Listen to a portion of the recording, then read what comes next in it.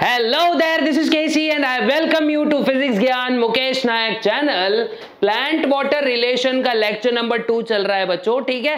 तो ज्यादा टेंशन लेने की जरूरत नहीं है, बड़ा सिंपल सा चैप्टर है और आराम से आपके अच्छे 4 से 5 मार्क्स आपको देकर जाएगा, ठीक है। और इसको अगर ठीक तरीके से लर्न कर लिया तो बड़ी मजा आने वाली है गुरु आप लोग को। तो बिना किसी देरी के हमने क्या करना है, ये चैप्टर का आगाज करना है। तो चलिए मूव करते हैं आगे कि भाई इस चैप्टर में हम क्या क्या देखने वाले हैं। ओके, तो सबसे पहले आज का जो हमारा टॉपिक है, तो ये टॉपिक होने वाला है बच्चों कौन सा, absorption of water by roots. क्या देखेंगे, एब्जॉर्प्शन ऑफ वाटर, देख लो, absorption of water by roots, ठीक है। ये हमारा पॉइंट होने वाला है, एब्जॉर्प्शन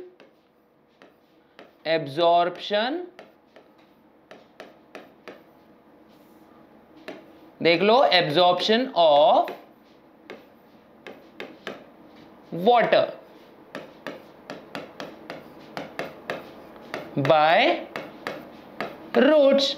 अब रूट्स जो है पानी कैसे एब्जॉर्ब करते हैं, है ना। अब पानी एब्जॉर्ब करेंगे तो कैसे करने वाले ये, अब वाटर एब्जॉर्ब करेगा कैसा प्लांट, ये देखते हैं बच्चों, ठीक है। तो प्लांट ना सिंपली बच्चों, प्लांट जो है ये वाटर 3 वेज में एब्जॉर्ब करता है, ठीक है, 1, 2 एंड 3। सबसे पहला तो है हमारा इम्बाइबिशन। क्या, इम्बाइबिशन। पहला क्या है भाई, बड़ा भीषण, इम्बाइबिशन, ठीक है। पहला वाला क्या है, इम्बाइबिशन, समझ गया। अभी एक एक करके हम लोग डेफिनेशन लेने वाले, टेंशन मत लो। दूसरा है बच्चों डिफ्यूजन। क्या है हमारा, डिफ्यूजन, नाम कभी ना कभी सुना ही होगा ना, डिफ्यूजन। दूसरा क्या है बच्चों, डिफ्यूजन। उसके बाद मैं बोलूंगा कि ऑस्मोसिस। क्या है बच्चों, ऑस्मोसिस। ओके, तो 3 टाइप से पानी जो है रूट्स एब्जॉर्ब करता है। हाँ, रूट्स जो है पानी एब्जॉर्ब करता है। उल्टा हो गया तो थोड़ा उल्टा पलटा दे घुमा के, ठीक है। तो देखो, इम्बाइबिशन, डिफ्यूजन, ऑस्मोसिस, कितने प्रकार है बच्चों, 3, इम्बाइबिशन, डिफ्यूजन एंड ऑस्मोसिस। अब इसके अंदर का जो इम्बाइबिशन है वो हम लोग देखते हैं। ओके, इम्बाइबिशन देखते हैं कि इम्बाइबिशन एक्चुअली क्या होता है, ठीक है। ये देख लेते हैं, what is mean by imbibition. तो पहला वाला टॉपिक हमारा क्या है बच्चों, इम्बाइबिशन। ओके, तो फर्स्ट टॉपिक है हमारा इम्बाइबिशन। ओके, ये हमारा फर्स्ट टॉपिक है। मान लेते हैं, मैं क्या करता हूं, एक चना रखता हूं यहां पे, देखो, मान लेते हैं ये हमारा बाउल है। ओके, ये बाउल में भरा है हमने पानी। क्या भरा है बच्चों, पानी। क्या भरा है बच्चों, देखो यहां पे मैंने पानी लगा दिया, ब्लू है पानी, पानी। लेकिन पानी ब्लू नहीं, कलरलेस होता है, लेकिन अपने को दिखाना भी पड़ेगा ना कि क्या है भाई, पानी रखा है इसमें, ठीक है। मान लो ये कटोरे में है पानी। अब इस पानी में मैंने क्या करा पता है क्या, एक मान लो चना डाल दिया, है ना। चना जोर गरम बाबू मैं लाया मजेदार, चना जोर गरम। देखो ये चना है, ठीक है, काला चना है, ऐसा दिल जैसा दिख रहा होगा आपको, लेकिन ये दिल का मामला नहीं है बच्चों, ये चने का मामला है, ठीक है। अब क्या होगा पता है क्या, ये जो चना रखा है मैंने इसके अंदर, ये क्या करना स्टार्ट कर देगा, सिंपल सी बात है गुरु, ये करेगा इस पानी को अंदर अपने एब्जॉर्ब, ठीक है। ये क्या करेगा बच्चों, ये पानी को करेगा अपने अंदर एब्जॉर्ब। तो इसी प्रोसेस को जिसमें पानी एब्जॉर्ब कर लिया जाता है, कोई भी सॉल्यूशन बने बिगर, ठीक है, the process in which water gets tightly absorbed in a particular substance या फिर in a particular cell without formation of solution. क्या कह रहा हूं मैं, विदाउट फॉर्मेशन ऑफ सॉल्यूशन। इसी को हम क्या बोलेंगे बच्चों, इसी को कहेंगे इम्बाइबिशन। तो इसका डेफिनेशन आ जाएगा ना यहाँ पे, द प्रोसेस, देखो, द प्रोसेस, है ना, the process in which water, देखो वाटर गेट्स टाइटली एब्जॉर्ब्ड, है ना, पानी जो है टाइटली एब्जॉर्ब्ड हो रहा है बाय हाइड्रोफिलिक कोलोइडल सब्सटेंसेस, ठीक है, by hydrophilic substances, by hydrophilic, देखो हाइड्रोफिलिक सब्सटेंसेस, है ना, hydrophilic substances is called without forming solution, क्या आएगा बच्चों, विदाउट फॉर्मिंग solution, क्या, without forming any solution is called as, क्या आएगा, imbibition, क्या बोलेंगे बच्चों, imbibition,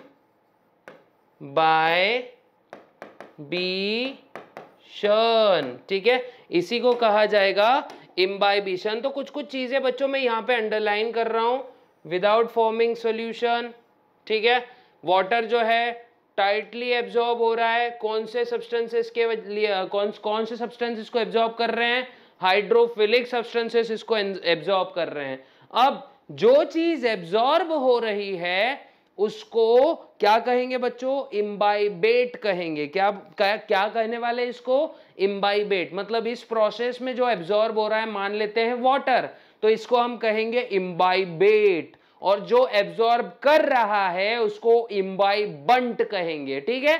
फॉर एग्जाम्पल ये चना क्या हो गया हमारा, ये चना है इम्बाइबंट, क्या बोलेंगे इसको, इम्बाइबंट, ठीक है, और ये वाटर क्या हो गया बच्चों, इम्बाइबेट।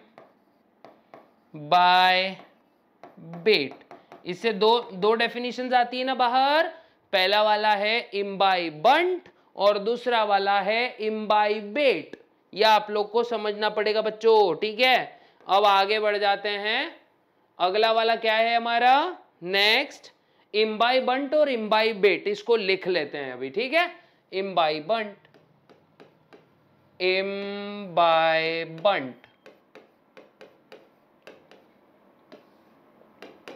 व्हाट इज इम्बाइबेंट बच्चों, ठीक है। अब देखते हैं द सब्सटेंस, देखो लिखते हैं यहां पे द, अच्छे से लिखते हैं, थोड़ा साइज कम कर लेते हैं मार्कर का, द सब्सटेंस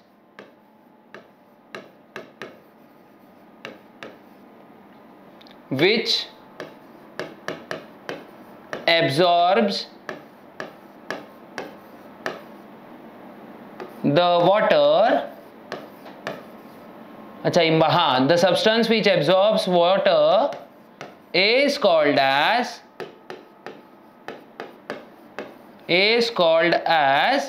imbibant,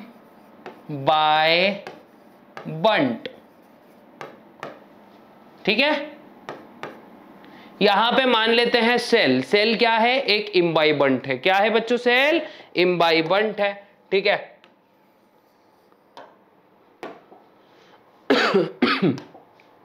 नेक्स्ट अगर देखेंगे तो नेक्स्ट वाला कौन सा आएगा, इम्बाइबेट, क्या आएगा, imbibate, okay, imbibant, imbibate, the substance which gets absorbed is called as, क्या बोलेंगे बच्चों, द, देखो the substance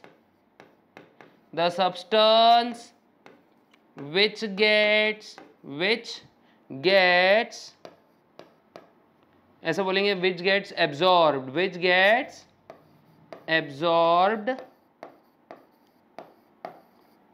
is called as imbibate, ठीक है। शायद आप लोग को यहां तक अच्छे से समझ में आ गया होगा, इम्बाइबिशन, इम्बाइबंट और इम्बाइबेट, ओके, ये हम लोग ने देख लिया। अब देखो क्या होता है, रूट बना होता है सेल वॉल से, और सेल वॉल के मेजर कंपोनेंट्स कौन से होते हैं पता है क्या? सेल वॉल के मेजर कंपोनेंट्स होते हैं हमारा पेक्टिन और सेल्यूलोज। अब देखो root hair is made up of किससे? Cellulose. Root hair is made up of, ये ऐसा बोलेंगे, अच्छा वाला पॉइंट ले लेंगे इसमें। Root hair is surrounded by, देखो इज सराउंडेड बाय क्या? रूट हेयर किससे सराउंडेड होता है? सेल वॉल से। किससे? Cell wall. Okay, root hair is surrounded by cell wall. Now cell wall के अंदर दो मेजर कंपोनेंट कौन से होते हैं? Cell wall is made up of, cell wall, देखो cell wall is made up of cellulose and pectin. ठीक है, किससे बना है भाई? रूट हेयर्स की सेल वॉल जो है ये किससे बनी है? सेल्यूलोज और पेक्टिन से। अब सेल्यूलोज एंड पेक्टिन, याद रखना cellulose and pectin are hydrophilic. कैसे होते हैं मेरे बच्चों? हाइड्रोफिलिक। कैसे होते हैं वापस बताओ? हाइड्रोफिलिक। आप नहीं बता सकते हो, कमेंट बॉक्स में बताना पड़ेगा। हाइड्रोफिलिक, ठीक है। दे एब्जॉर्ब्स वाटर, क्या करेंगे ये? वाटर को एब्जॉर्ब करेंगे। They absorb water, they absorbs water, ठीक है। They absorbs water as cell wall is freely permeable. ठीक है, ये सेंटेंस याद रखना, as cell wall is freely permeable. कैसी होती है बच्चों cell wall? As cell wall is freely permeable. ये बात आप लोग ने बहुत अच्छे से याद रखनी है, as cell wall is freely permeable. ठीक है, अब याद रखना है आप लोग ने हेंस, ये प्रोसेस कब तक चलती रहती है? This movement continues till equilibrium is reached. ठीक है, this movement continues till equilibrium is reached। Okay, जब तक इक्विलिब्रियम नहीं आता है ये वाटर का मूवमेंट चलता रहेगा। बच्चों अगर इंफॉर्मेटिव लग रहा है फटाक से स्क्रीनशॉट ले लो। ठीक है, फटाक से ले लेना स्क्रीनशॉट। ओके, इसको बढ़ाएंगे आगे थोड़ा, अब अगले पेज पे बढ़ते हैं।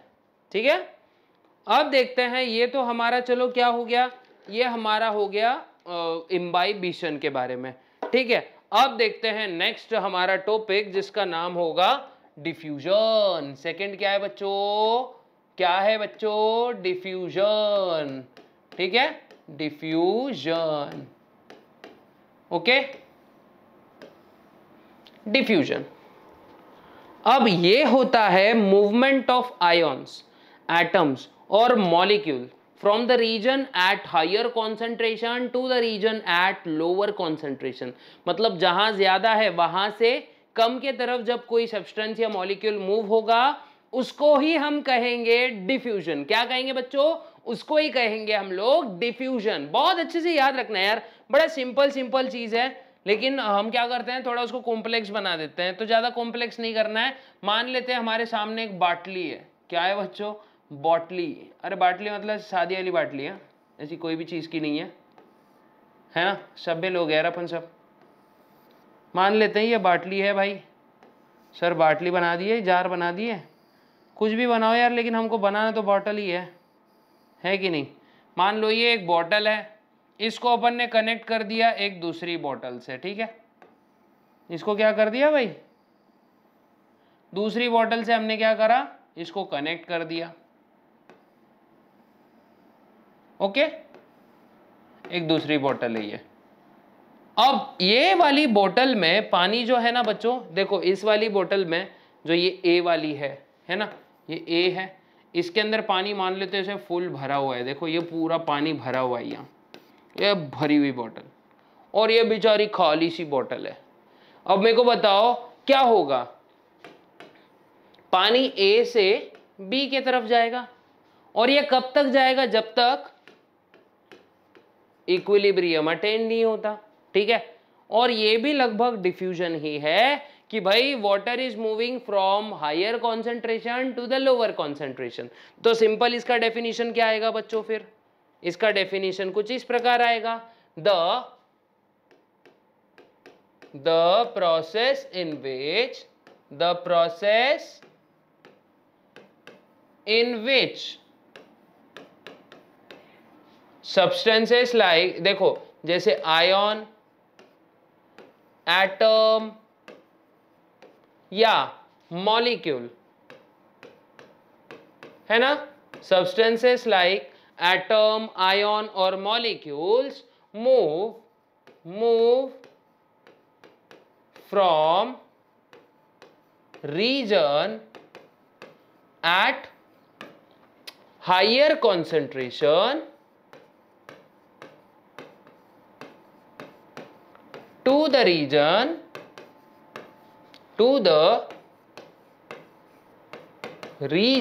at lower concentration,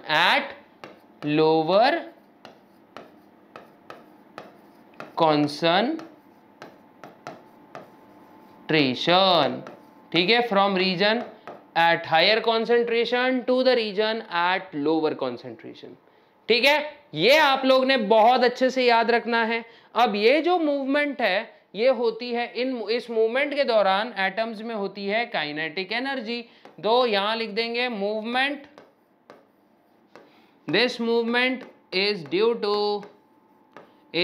to kinetic energy. कौन सी एनर्जी की वजह से होती है बच्चों ये मूवमेंट, काइनेटिक एनर्जी के वजह से। अब यहां पे एक प्रेशर होता है बच्चों, क्या बोल रहा हूं मैं, एक प्रेशर जनरेट होता है, और इसी प्रेशर को हम कहते हैं डिफ्यूजन प्रेशर। क्या कहते हैं, diffusion pressure. Here a pressure is generated, ऐसा लिख सकते हैं ना हम लोग, here a pressure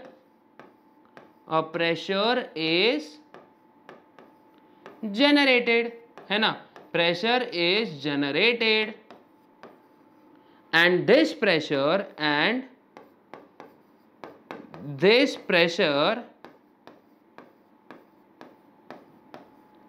is known as, क्या कहेंगे बच्चों इसको, is known as diffusion pressure। क्या कहेंगे बच्चों इसको, डिफ्यूजन प्रेशर। इसी टाइप के प्रेशर को हम क्या कहते हैं, डिफ्यूजन प्रेशर कहते हैं। क्या कहते हैं बच्चों, डिफ्यूजन प्रेशर। अब हमेशा याद रखना, डिफ्यूजन प्रेशर जो प्योर सॉल्वेंट का होता है ये हमेशा ज्यादा होता है as compare to impure solvent, ठीक है। क्या कह रहा हूं मैं, diffusion pressure of pure solvent is always greater than diffusion pressure of solvent in a solution, ठीक है। ये अच्छे से याद रखना है, ठीक है। क्या याद रखना है, द डिफ्यूजन प्रेशर मतलब डीपी से इसको हम डिनोट कर सकते हैं, डीपी व्हाट्सएप की होती है, diffusion pressure of pure solvent, okay, pure solvent is always greater, always हो गया वो, is always greater, okay, is always greater, हमेशा ज्यादा होता है as compared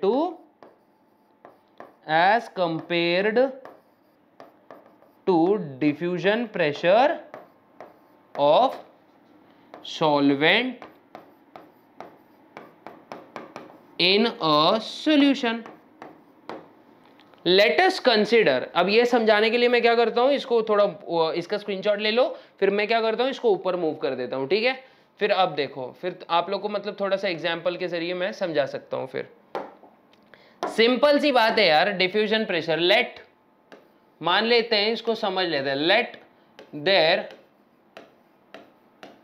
B a solvent, be a solvent, मान लेते हैं एक सॉल्वेंट है, ठीक है, जिसका मतलब पता नहीं अपने को ये क्या है, मतलब लेट अस कंसीडर, उसको हम क्या करते हैं, एक्स कंसीडर कर लेते हैं, ठीक है। Let there be a solvent name X, ठीक है। लेट एक्स, सिंपल बोलेंगे एक्स इज अ, ये कंडीशन भी दे देता हूं मैं आपको, प्योर सॉल्वेंट, है ना। एक्स क्या है बच्चों, ये एक प्योर सॉल्वेंट है, ठीक है। Let DP of X B, दे देते हैं कुछ तो value, let diffusion pressure of X B A, small A, मान लेते हैं डिफ्यूजन प्रेशर हमारा जो सॉल्वेंट है एक्स का, वो ए जितना है, ए एटमॉस्फेयर या ए पास्कल लिख देता हूं मैं यहां पे, ठीक है, ए पास्कल्स, है ना। प्रेशर को हम पास्कल्स में नापते हैं, इसीलिए let the diffusion pressure of a particular solvent be A pascal, ठीक है। It should be noted that it should be noted that when solutes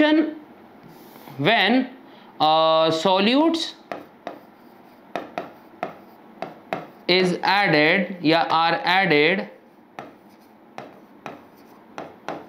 in X, its diffusion pressure became small b pascals, है ना। कितना हो गया उसका diffusion pressure, कितना हो गया बच्चों, स्मॉल बी जितना, ठीक है। ये याद रखना है, इसका डिफ्यूजन प्रेशर हो गया स्मॉल बी पास्कल जितना। अब value of A was greater than value of b, ठीक है। Value of A was greater than value of b, तो इसी से क्या पता चलता है कि भाई dp of x is greater than dp of x in solution. ये छोटू सा अपना नॉर्मल सा मैंने आपको समझाने के लिए बताइए, DP of x in solution, ये आप लोग को बहुत अच्छे से याद रखना है, ठीक है। अब क्या होता है, अगर मैं ए माइनस बी निकालूं, मतलब diffusion pressure of pure solvent minus करूं अगर diffusion pressure of solvent in a solution से, मतलब प्योर सॉल्वेंट और इम्प्योर सॉल्वेंट का मैं क्या करूंगा, अभी डिफरेंस निकालूंगा, तो मुझको मिलेगा डिफ्यूजन प्रेशर डेफिसिट। क्या मिलेगा बच्चा, diffusion pressure deficit. What is this DPD, DPD मतलब क्या है बच्चों, डीपीडी है हमारा डिफ्यूजन प्रेशर, है ना, डिफ्यूजन प्रेशर डेफिसिट, ओके। ये मिलेगा हमको डिफ्यूजन प्रेशर डेफिसिट, ठीक है। और what is diffusion pressure deficit, it is nothing but और difference of diffusion pressure of pure solvent and diffusion pressure of solvent in a solution, ठीक है। फटाक से इसका स्क्रीनशॉट निकाल लो। और इसके बाद अभी हमको कुछ मेन चीजें भी देखनी है ना। अब ये जो चीज थी डिफ्यूजन प्रेशर डेफिसिट, ये कॉइन किया गया था हमारे बीएस मेयर के द्वारा, ठीक है। इसी को वाटर पोटेंशियल भी कहा जाता है, ठीक है। इसी को क्या कहा जाता है, nowadays called as water potential, ठीक है, water potential. Now what is water potential, इसका सिंबल होता है बच्चों त्रिशूल जैसा, जिसको हम बोलते हैं साय। क्या पढ़ते हैं इसको? साय। ठीक है, ये अच्छे से याद रखना है। इसका स्क्रीनशॉट अगर ले लिया होगा आपने तो आगे बढ़ जाते हैं बच्चों। सिंपल वाला चीज है। अब देख लेते हैं हमारा ऑस्मोसिस। इससे हम बड़ी भांति अवगत है बच्चों। ठीक है, थर्ड वाला क्या है हमारा? ऑस्मोसिस। ठीक है, ये भी लगभग डिफ्यूजन ही होता है बच्चों। ठीक है, ये भी क्या है? ये भी एक प्रकार का डिफ्यूजन है, लेकिन इसमें क्या होता है? वाटर जो है सेमी परमिएबल मेम्ब्रेन के थ्रू आगे बढ़ रहा है। तो सिंपल अगर मैं बोलने जाऊं सिंपल वर्ड्स में, द मूवमेंट ऑफ मॉलिक्यूल्स, देखो, the process in which there is movement of molecules, there is movement of molecules from the point या फिर from the region at higher concentration, from the region at higher concentration to the region at lower concentration. क्या कहेंगे बच्चों? From the region at higher concentration to the region at lower concentration. देखो यहां लिख देता हूं मैं, concentration to the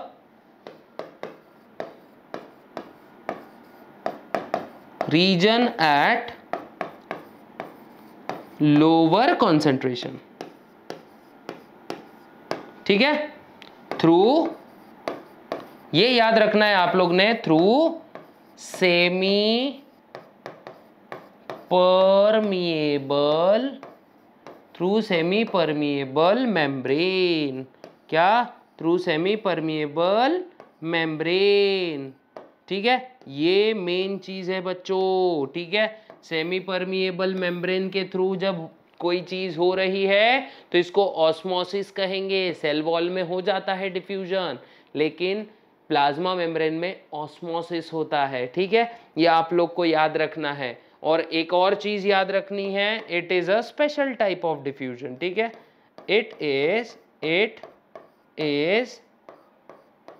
special type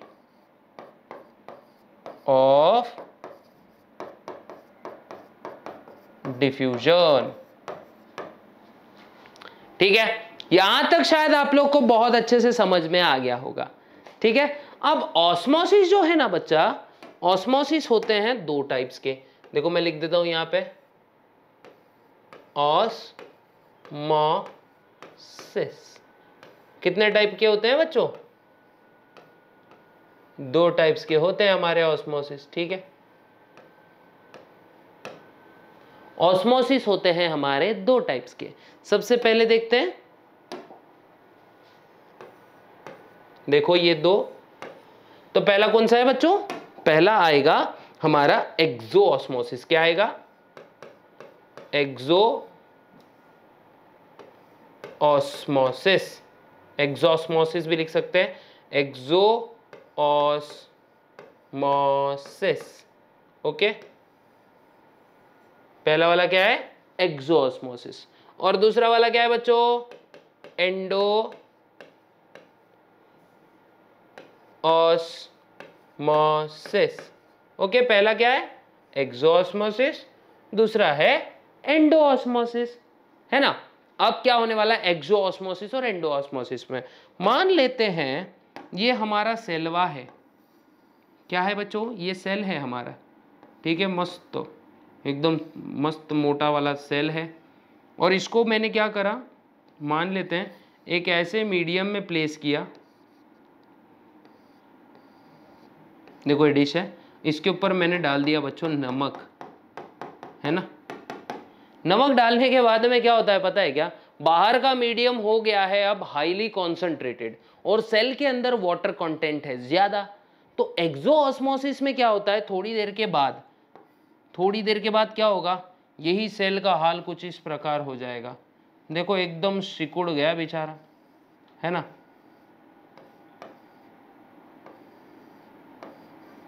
देखो सिकुड़ गया है कि नहीं,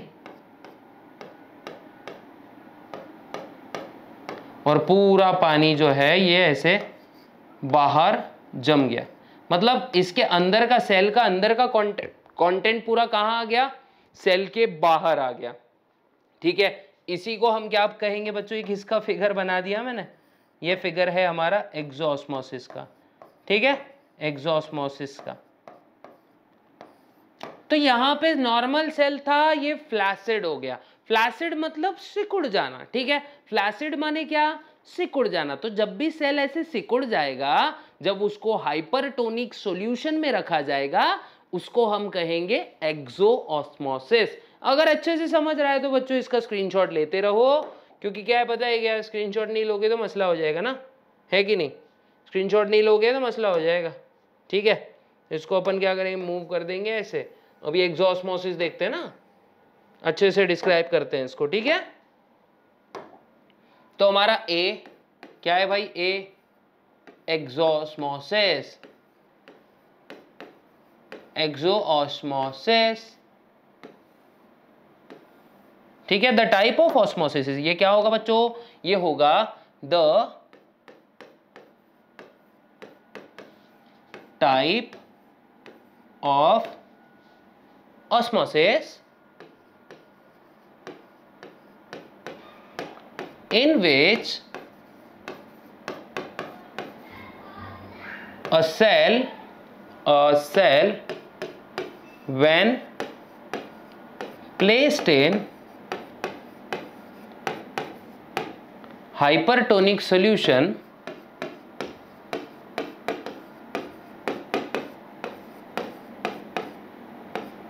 क्या होता है, cell when placed in hypertonic solution releases the inner content of cell in an external environment. ठीक है, हाइपरटोनिक सॉल्यूशन रिलीजेस its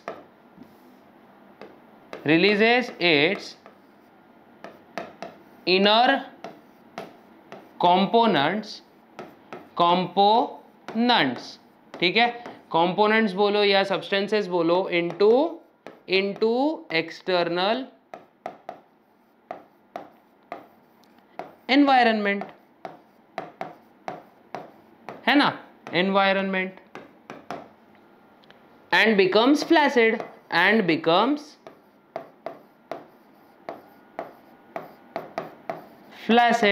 है ना, is called as एक्सोऑस्मोसिस।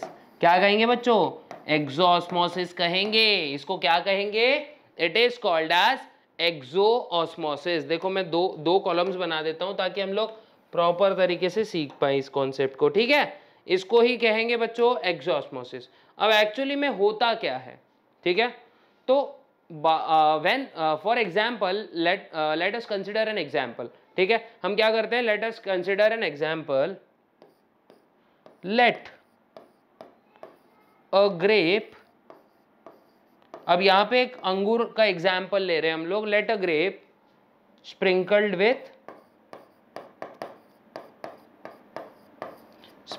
with salt। ठीक है, let a grape is sprinkled with salt as outer environment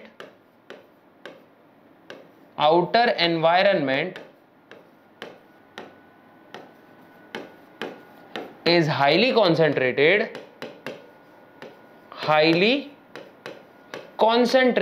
इसी को हम क्या बोल सकते हैं बच्चों, हाइपरटोनिक। ठीक है, कैसा है बाहर का एनवायरनमेंट, हाइपरटोनिक है। And inside the cell water is present in larger amount, है ना, present in larger amount, है ना, क्या हो रहा है, larger amount, water from inside the grape will come outside, या मैं बोलूं water from inside the cell will comes outside, will come outside. तो what will happen, water from inside of the cell, water from inside the cell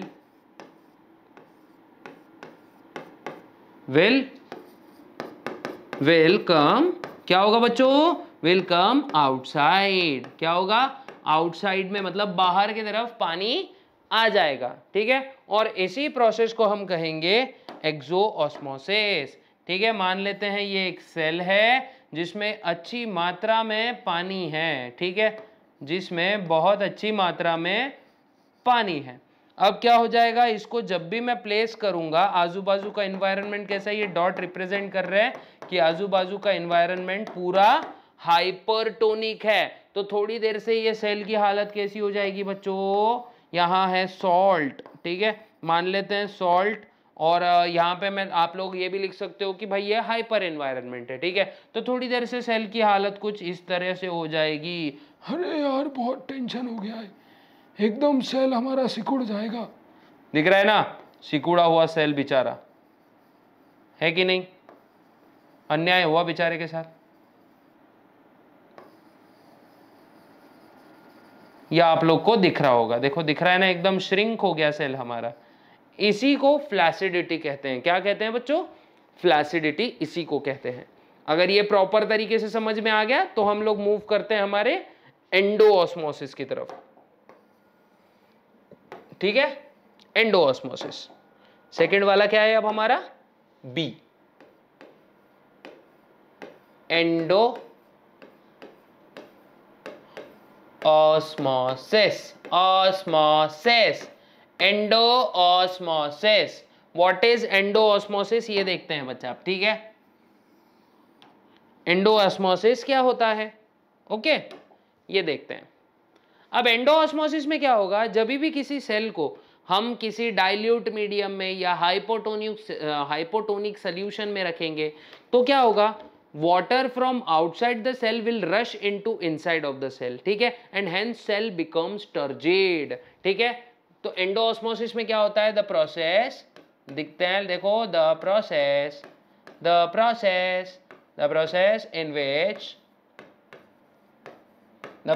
in which substances, या simple में लिख देता हूं, water move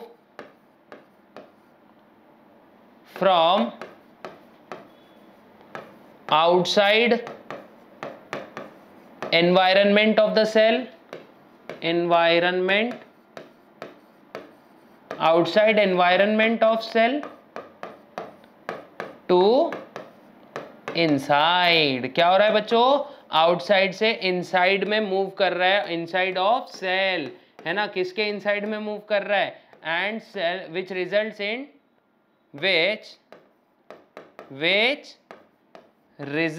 in which results in turgidity of cell. क्या बच्चों, turgidity of cell, है ना. इसी को हम बोलेंगे एंडोऑस्मोसिस. क्या कहेंगे बच्चों इसको, एंडोऑस्मोसिस. अब एंडोऑस्मोसिस में एक्चुअली होता क्या है ये देख लेते हैं. ठीक है, लेट अस कंसीडर, क्या करेंगे, कंसीडर करेंगे अ रेजिन मतलब किशमिश बच्चों. ठीक है, resin kept in a water,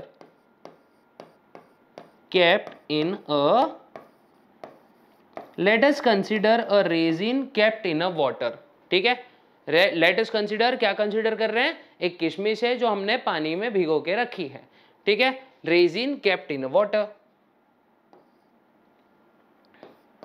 after some time what will happen, after some time it gets swelled.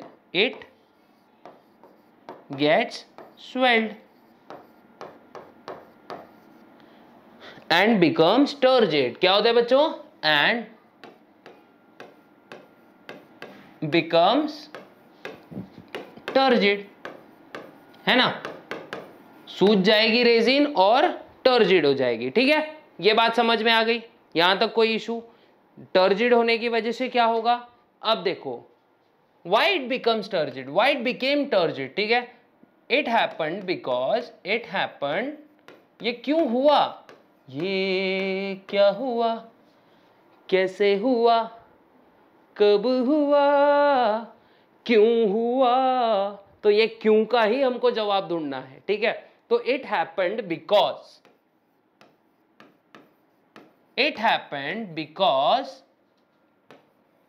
water moved from region at higher concentration, जो कि कहां था? Outside the cell. ठीक है, आउटसाइड द सेल। ठीक है, water moved from region at higher concentration, जो कि आउटसाइड द सेल था, टू द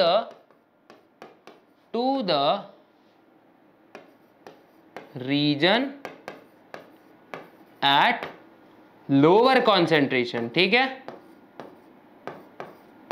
है ना? क्या हुआ? रीजन एट लोअर कॉन्सेंट्रेशन, जो कि था इनसाइड द सेल।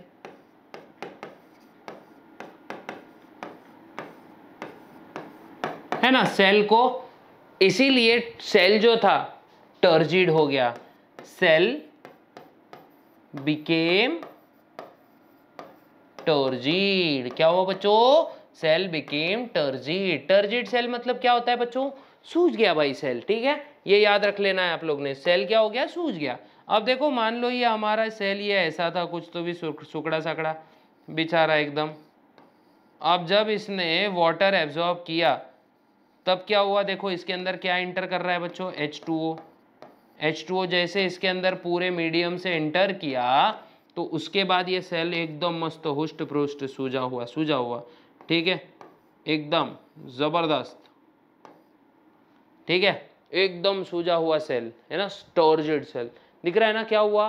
नीचे वाला डायग्राम आपको ये बताएगा कि जो सेल था ये टर्जिड था, सॉरी पहले फ्लैसिड था, फ्लैसिड से ये टर्जिड हो गया। क्या हो गया? फ्लैसिड से ये टर्जिड हो गया। ये आप लोग को ध्यान में रखना है और इसका फटाफट स्क्रीनशॉट निकाल लेना है। और एक और बात ध्यान में रखनी है बच्चों की फटाक से वो लाल बटन दबाना भी है आप लोग को, क्योंकि सब्सक्राइब करने के कोई पैसे नहीं लगते। ठीक है, और ये इंटरेस्टिंग अगर लेक्चर लग रहा होगा तो पूरा लेक्चर देखो। ठीक है, लास्ट तक मजा ही आने वाला है और टॉपिक्स आपको बहुत आसानी से समझा दिए जाएंगे। ठीक है, तो याद रखना। अब देखते हैं आगे, बिना कहीं इधर उधर भागे। ओके, एक और बार डिवीजन कर लेते हैं भाई इसका हमारे। हाँ, अब हमने देख लिया एंडोऑस्मोसिस, हमने देखा एक्सोऑस्मोसिस। अभी देखते हैं सॉल्यूशंस। ठीक है, डिफरेंट काइंड्स ऑफ सॉल्यूशन। ठीक है, on the basis of osmolarity, on the basis of presence और एब्सेंस ऑफ सॉल्ट, या फिर on the basis of amount of water, कितने टाइप के सॉल्यूशन होते हैं। ठीक है, तो यहां पे मैं सिंपल सा डाल देता हूं वही टॉपिक अपना, टाइप्स ऑफ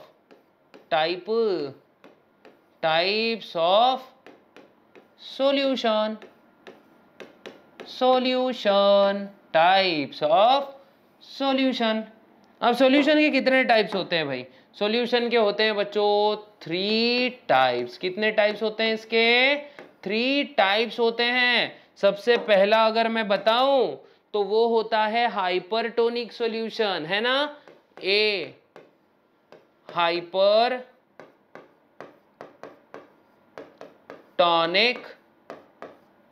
सॉल्यूशन,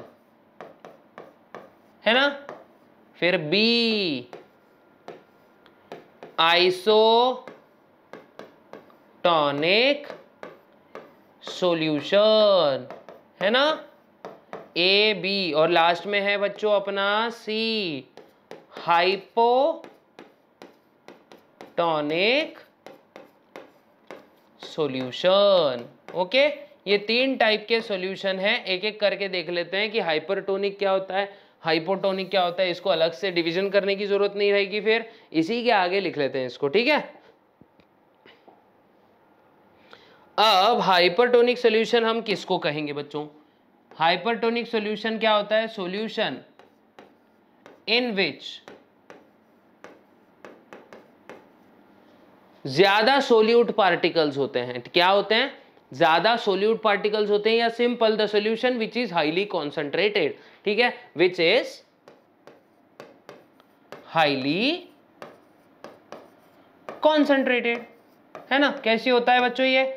कॉन्सेंट्रेटेड मतलब इसमें सोल्यूट पार्टिकल्स ज्यादा होंगे, इसके अंदर सोल्यूट पार्टिकल्स ज्यादा होंगे, ठीक है। Isotonic solution, the solution which contains, देखो solution which contains same concentration as that of cell, मतलब जितना कॉन्सेंट्रेशन सेल के अंदर है सॉल्यूट्स का, उतना ही कॉन्सेंट्रेशन अगर हमारे सॉल्यूशन में रहा तो इसको कहेंगे हम लोग आइसोटोनिक सॉल्यूशन। सेम क्या? सेम चीजें चल रही है तो आइसोटोनिक सॉल्यूशन कहेंगे। हाइपोटोनिक किसको कहेंगे फिर? सॉल्यूशन विच इज डाइल्यूट, क्या? विच इज डाइल्यूट, ऐसा सॉल्यूशन भाई जो डाइल्यूट है, मतलब पानी का अमाउंट इस सॉल्यूशन में ज्यादा है, इसको हम कहेंगे आइसोटोनिक सॉल्यूशन। अगर मैं इसका एग्जाम्पल समझाने को जाऊं तो क्या होगा? आइसोटोनिक सॉल्यूशन का तो मैं एग्जांपल क्या आएगा, मतलब let us consider any liquid, याद ऐसा कर लेते हैं, कंसीडर कि एक ऐसे नॉर्मल पानी है, उसमें जितने आयोन्स है, जितना कॉन्सेंट्रेशन ऑफ आयोन है उतना ही सेल के अंदर भी है। और हाइपरटोनिक का बता सकते हैं हम लोग, खारा पानी, समंदर का पानी, है हाइपरटोनिक सॉल्यूशन होता है। और अपना डाइल्यूट बोले तो किसको बोलेंगे भाई? एकदम मतलब ऐसे समझ लो 100 ml, ऐसा बोलेंगे 100 ml वाटर में सिर्फ 0.1 ग्राम अगर मैं सॉल्ट डाल दूं तो ये होता है हाइपोटोनिक सॉल्यूशन। क्या होता है ये? हाइपोटोनिक सॉल्यूशन होता है, ठीक है। यहां तक शायद आप लोग को बहुत बहुत अच्छे से समझ में आ गया रहेगा। होप सो, मैं मतलब होप तो हम कर ही सकते हैं कि यहां तक शायद आपको बहुत अच्छे से समझ में आ गया रहेगा। अब देखते हैं कुछ कुछ इंपॉर्टेंट टर्म्स। क्या करूँ हाय, कुछ इंपॉर्टेंट टर्म्स सीखते हैं, ठीक है। तो सम इंपॉर्टेंट टर्म्स क्या देखते हैं बच्चों? Some important terms. अब कुछ इंपॉर्टेंट टर्म्स बोलो या इंपॉर्टेंट प्रेशर्स बोल दो, ठीक है। कुछ इंपॉर्टेंट प्रेशर्स में सबसे पहला है बच्चों हमारा टर्जिडिटी जब बढ़ जाती है तो टर्गर प्रेशर। कौन सा? टर्गर प्रेशर, है ना। टर्गर प्रेशर क्या होता है? Now let us see what do you mean by turgor pressure. अब टर्गर प्रेशर होता है बच्चों, ये ऐसा प्रेशर होता है, देखो बहुत ही लाइट हो गया, the pressure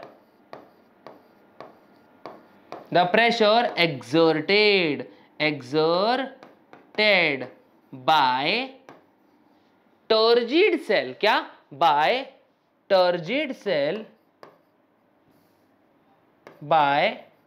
turgid cell on wall of the cell, on its cell wall, क्या?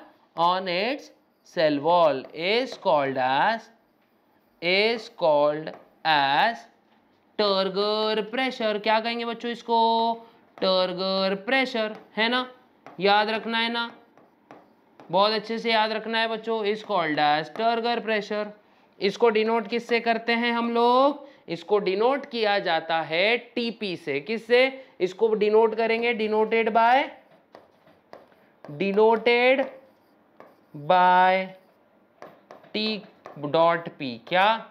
TP से इसको डिनोट करेंगे। इसको समझना है तो सिंपल ऐसा समझ लेंगे भाई, एक हमारा सेल है, देखो ये सेल है, लिटरली ये सेल है, मतलब सेल की वॉल है ये बाहर, है ना, ये सेल की वॉल है, अंदर सेल पूरा फूक चुका है बच्चों, ठीक है। मैं यहाँ पे क्या करता हूँ, ये बहुत सारे डॉट्स ड्रॉ कर लेता हूँ। इसका मतलब क्या है, ये सेल क्या हो चुका है बच्चों, ये टर्जिड सेल है, मतलब इसके अंदर फुल ऑन वाटर स्वेल हो चुका है ये, ठीक है, मतलब फुल ऑन वाटर कंटेंट है इसके अंदर।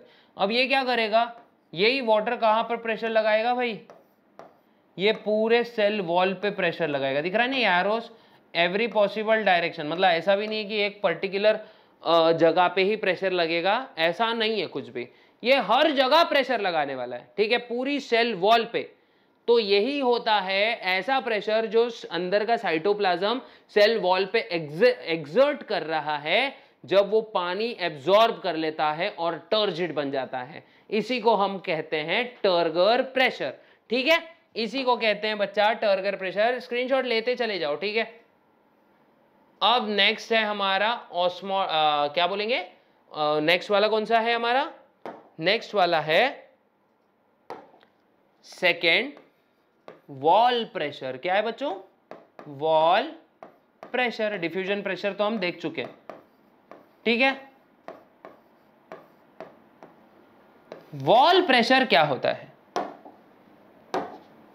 अब वॉल प्रेशर होता है, ये ऐसा प्रेशर होगा जो सेल वॉल वापस से साइटोप्लाज्म पे लगाएगी, ठीक है, और ये टर्गर प्रेशर के एग्जैक्ट अपोजिट होता है, इक्वल होता है और अपोजिट भी होता है। द प्रेशर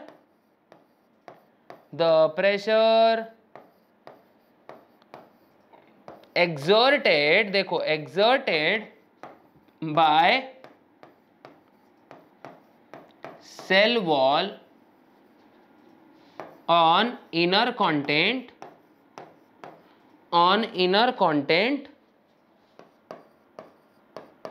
देखो on inner content of cell, है ना, ये याद रखना है, इसी को हम बोलेंगे वॉल प्रेशर। WP से इसको डिनोट किया जाता है, किससे डिनोट करते हैं बच्चों, WP से इसको डिनोट किया जाता है सेकेंडली। और इसके बाद क्या याद रखना है, it is equal and opposite to turgor pressure. क्या याद रखना है बच्चों, टर्गर प्रेशर, ठीक है, बहुत अच्छे से याद रखना है। अब एक फ्लैसिड सेल में टर्गर प्रेशर 0 होता है, ये भी आप लोग को याद रखना है कि एक फ्लैसिड श्रिंक्ड हुआ जो सेल होता है उसमें टर्गर प्रेशर होता है 0, ठीक है, अच्छे से याद रहेगा, शायद याद रह जाएगा, ठीक है, अच्छे से याद रखना।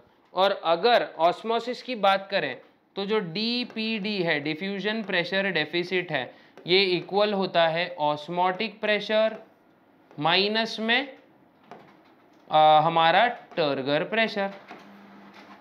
फ्लैसिड सेल के लिए, for a flaccid cell diffusion pressure जो होता है, for a flaccid cell DPD, flaccid cell के लिए डिफ्यूजन प्रेशर हमेशा इक्वल रहेगा ऑस्मोटिक प्रेशर के, because turgor pressure is 0 and for turgid cell osmotic pressure is always equal to turgor pressure, ठीक है, ये अच्छे से याद रखना है आप लोग ने, बहुत अच्छे से याद कर लेना है बच्चों। अब देखते हैं हम लोग हमारा वाटर पोटेंशियल, ठीक है, क्या देखते हैं, वाटर पोटेंशियल, यहां तक शायद आप लोग को समझ गया रहेगा। अब नेक्स्ट है हमारा वाटर पोटेंशियल। भाई ये वो थर्स्ट होती है, क्या ये थर्स्ट होती है, मतलब सेल की प्यास होती है जिसकी वजह से वो क्या करेगा, पानी एब्जॉर्ब करेगा।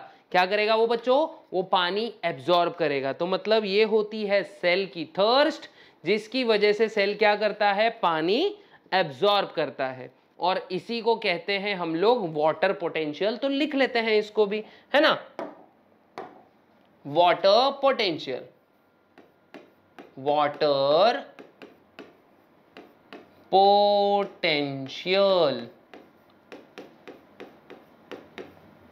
अब अगर हम थर्मोडायनामिक्स की माने, आप लोग को तो पूरा चैप्टर है थर्मोडायनामिक्स का, केमिस्ट्री में भी है और फिजिक्स में भी है, ठीक है, तो वो बात अलग है, हम लोग ने टेक्स्ट बुक का अगर चेहरा नहीं देखा होगा तो हमको पता नहीं रहेगा, ठीक है, लेकिन केमिस्ट्री और फिजिक्स दोनों में हमको क्या है, ये चीज दी है बच्चों, ठीक है। तो याद रखना एवरी केमिकल या फिर every compound possess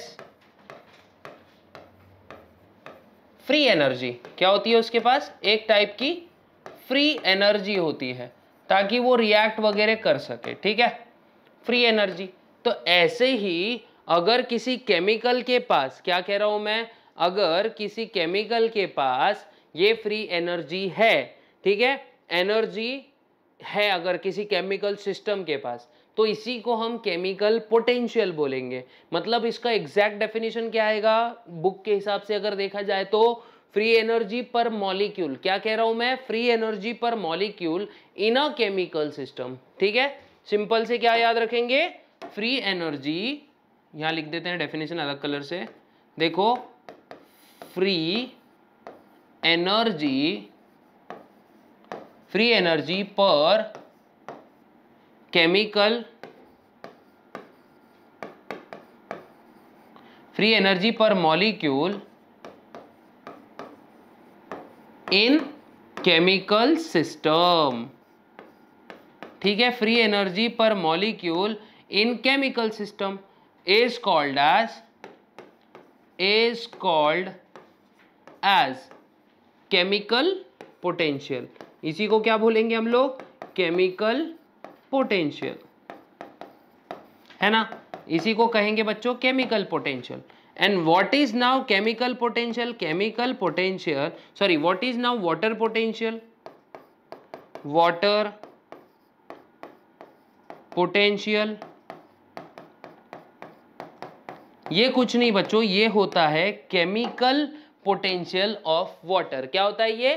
chemical potential of water. देखो हम लोग टेक्स्ट बुक को ही फॉलो कर रहे हैं, कोई एक औचिंदी डेफिनेशन कुछ भी नहीं ले रहे हैं, ठीक है। और अगर आपको वाटर पोटेंशियल और ज्यादा अच्छे से याद में रखना है तो समझ लेना, it is the thirst of cell at which it can absorb water, है ना।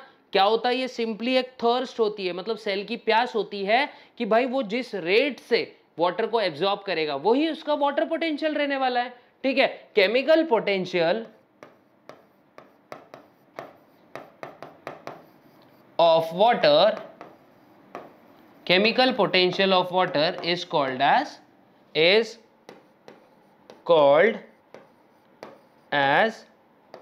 water potential। क्या कहेंगे बच्चों इसको? वाटर पोटेंशियल कहेंगे, ठीक है, इसी को वाटर पोटेंशियल कहेंगे। और इसको सिंबलाइज किया जाता है एक लेटर से, जो कि एक ग्रीक लेटर है जिसको हम साई कहते हैं। क्या कहते हैं बच्चों? साई। एक त्रिशूल जैसा दिखता है, PSI, क्या बोलेंगे इसको? साई, ठीक है, ये इसका सिंबल होता है। याद रखना ये नेगेटिव वैल्यू होगी। कैसी होगी बच्चों? फॉर अ प्योर सॉल्वेंट, सबसे पहले तो फॉर प्योर वाटर ये 0 होगा। और हमेशा याद रखना केमिकल पोटेंशियल ऑफ वाटर जो है इसको ही वाटर पोटेंशियल कहा जाता है। प्योर सॉल्वेंट के लिए 0 होता है और ये नेगेटिव वैल्यू होती है, ठीक है। बहुत अच्छे से समझ में आ गया होगा। अब देखते हैं factors affecting absorption of water, मतलब ऐसी कौन सी चीजें हैं जो एब्जॉर्प्शन ऑफ वाटर को इफेक्ट करती है, ठीक है। अब ये देख लेते हैं बच्चा, तो यहां पे बना लेता हूं मैं ऐसा क्लैडोग्राम, हमारा वही पुराना वाला। अब क्या देखते हैं इसमें हम देखते हैं फैक्टर अफेक्टिंग वाटर पोटेंशियल। देखते हैं, इसमें से सर्कल ले लेते हैं, ठीक है।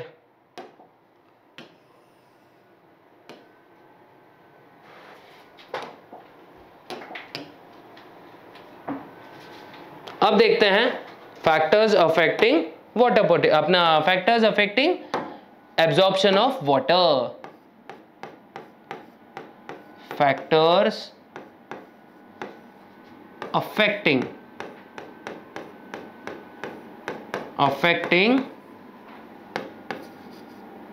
absorption of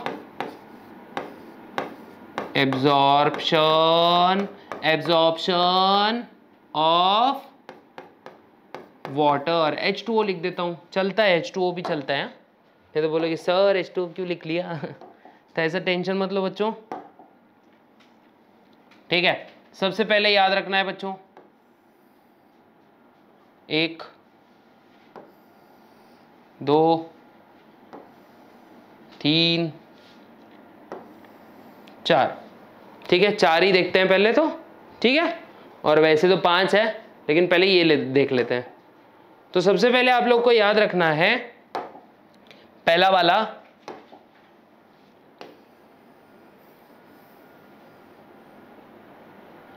याद रखना है बच्चों। क्या याद रखना है? चलो ठीक है, अपने नॉर्मली लिख लेंगे, ज़्यादा डिज़ाइन अच्छी चीज़ नहीं है।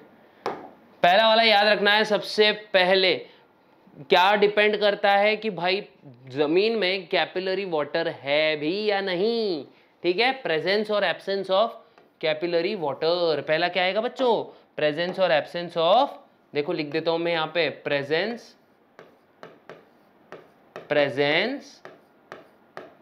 और एब्सेंस ऑफ कैपिलरी वाटर। बताया था ना कैपिलरी वाटर, पिछले लेक्चर में हुआ था। कैपिलरी वाटर मतलब जमीन में अगर कैपिलरी वाटर है ही नहीं, जो कि एक मात्र टाइप है वाटर का जो प्लांट एब्जॉर्ब कर सकता है, ठीक है, तो कुछ भी नहीं होगा, वाटर एब्जॉर्प्शन नहीं होगा, ठीक है। फिर टेम्परेचर, ये भी एक इंपॉर्टेंट फंडा है बच्चों, ठीक है, टेम्परेचर है ना, ये भी एक फंडा है। टेम्परेचर भी एक जबरदस्त फंडा है। मैक्सिमम वाटर एब्जॉर्प्शन कौन से टेम्परेचर पे होता है? 20 से लेके 30 डिग्री के बीच में, ठीक है, मैक्सिमम एब्जॉर्प्शन होता है।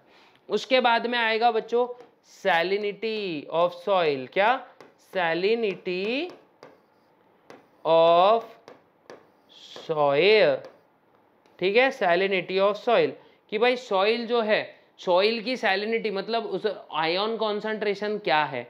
अगर ज्यादा सॉल्ट कॉन्सेंट्रेशन रहा तो उल्टा ही लफड़ा हो जाएगा, है ना। तो सॉइल की सैलिनिटी भी बहुत ज्यादा मायने रखती है। फिर बाद में एरिएशन ऑफ सॉइल। क्या? Aeration of soil. अगर सॉइल प्रॉपरली एरिएटेड नहीं है, हवा उसके अंदर से प्रॉपर तरीके से फ्लो नहीं कर रही है, तो फिर असर हो सकता है वाटर एब्जॉर्प्शन पे। और लास्ट में आएगा बच्चों ट्रांसपीरेशन। क्या आएगा? ट्रांसपीरेशन।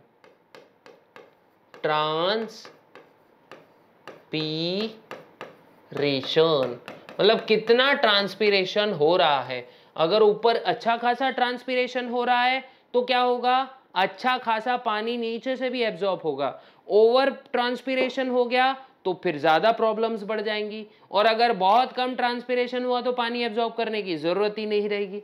और ऐसे वाटर के एब्जॉर्प्शन के मतलब वाटर का जितना भी एब्जॉर्प्शन है वो डिपेंड करता है इन सब फैक्टर्स पे। अगर आपको ये चीज बहुत अच्छे से समझ में आ गई तो फ्री में नीचे ना सब्सक्राइब बटन है, फ्री में हो जाता है सब्सक्राइब, फटाक से सब्सक्राइब कर दें। मिलते हैं नेक्स्ट इंटरेस्टिंग वीडियो में, तब तक के लिए गुड बाय, गुड लक, जय हिंद।